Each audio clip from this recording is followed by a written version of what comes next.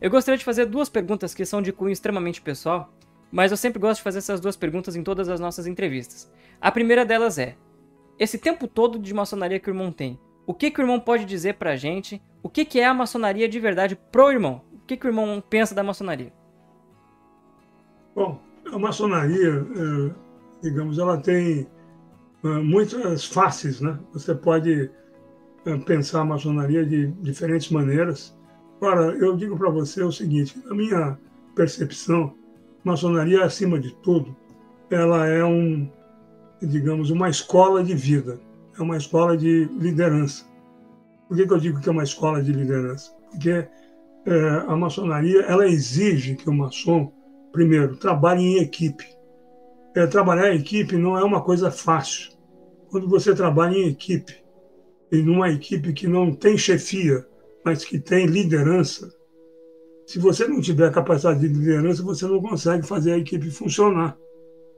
Então, digamos assim, toda a estrutura da ordem maçônica, seu método de ensino, ela conduz você a interagir com pessoas, a trabalhar em grupo, a ter uma noção de responsabilidades associadas, que você tem uma hierarquia que não é uma hierarquia, digamos, no sentido de chefia, mas é uma hierarquia de funcionalidades que são exercidas e que precisa, para que isso ocorra, que seja harmonizado, uma dedicação muito grande das pessoas.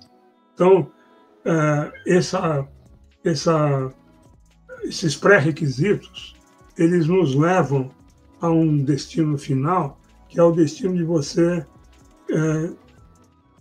não só se qualificar melhor perante a sociedade onde você vive, porque aquele laboratório que a loja proporciona, ela vai tanto nos pontos altos da sua vida maçônica, como nos pontos baixos, quando você falha, quando você tem um tropeço, quando você tem uma decepção, quando você pode ter alguma coisa que te magoe, porque como nós estamos convivendo num ambiente com muitas pessoas, você não tem, eventualmente, controle sobre aquilo que vai acontecer no momento seguinte. Porque, digamos, às vezes pode ocorrer de que vamos chamar assim, algumas paixões são mais exacerbadas e isso aí acaba, digamos, tirando a naturalidade do desenrolar dos fatos. Então, a primeira extração que eu tenho da maçonaria é uma modelagem pessoal sua para trabalhar num espírito de equipe, num trabalho em equipe, num trabalho coordenado, num trabalho que não seja aleatório, um trabalho que tenha uma sequência. E aí eu completo essa observação dizendo o seguinte, que é muito importante um ciclo de ensinos para os aprendizes, companheiros e mestres novos, feito com extrema dedicação ao ritual. Aprender todo o ritual, se possível, memorizar partes do ritual, partes essenciais, para você entender o que ele quer dizer. E na hora que você faz isso, você está tendo um desafio, que é o desafio de aprender aquele mínimo que precisa ser aprendido. E, ao mesmo tempo, você vai, digamos assim, saber se você gosta ou não gosta daquilo. Que antes da maçonaria ser um grupo que vai jantar junto, que vai ter um copo d'água junto, ele tem que ser um grupo que tenha uma meta em comum. E essa meta em comum é formada por esses anos iniciais. E aí depois, quando você trabalha dentro da loja e entra numa, que eu chamo de linha sucessória para o cargo de presidente da loja, de venerável mestre, então esse trabalho continua sendo um trabalho em equipe. Então ele não pode ser pensado de uma maneira que seja assim, não, vamos eleger uma chapa A, chegando na próxima eleição nós vamos numa chapa B totalmente diferente, aí a loja fica instável, porque a loja precisa de uma continuidade sadia. As funções serem eletivas, não por chapas, mas por função. Porque os irmãos que têm talento e tempo e vontade para se dedicar, por exemplo, nessa loja que eu estou, na Cíbulo, eu sou mordomo na loja, mordomo sênior. Pode ser que numa próxima... eu estou na linha de sucessão, estou no comecinho da linha de sucessão. Pode ser que daqui a 2, 3 anos eu esteja numa segunda vigilância, daqui a 5 anos talvez eu seja um venerável, mas eu tenho que trabalhar para chegar lá. Não dá para o ano que vem eu me candidatar numa chapa aqui, a gente não faz isso. Porque isso seria quase que, digamos, cair de paraquedas na loja, né? Então você precisa primeiro se integrar. Primeiro você precisa se doar, primeiro você precisa servir. E depois você, tendo feito isso, você vai ajudar a essa continuidade, vai ajudar a formar os que estão chegando, a ensiná-los o caminho das pedras.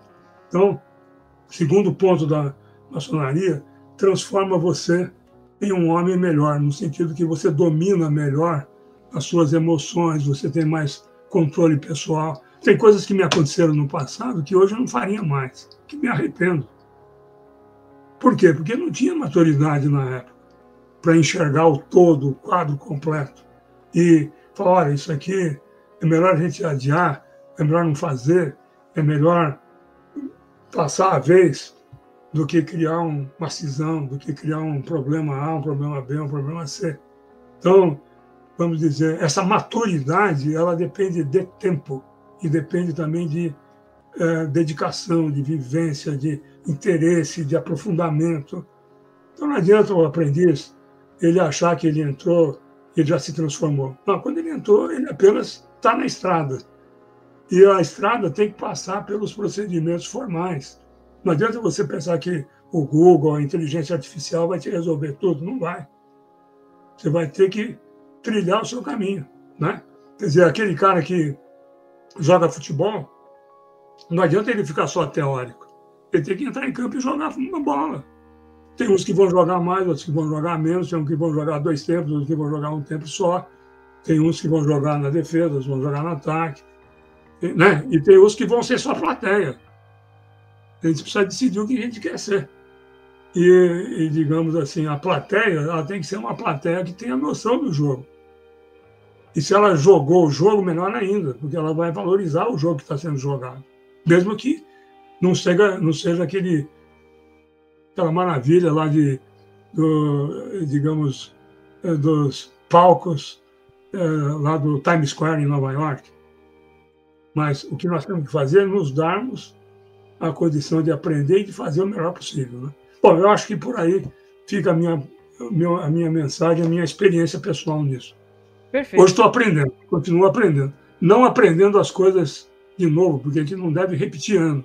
Estou aprendendo coisas novas. E aquilo que eu aprendi que foi errado, excluído, não errar mais. Errar uma vez, tudo bem. 2, de jeito nenhum.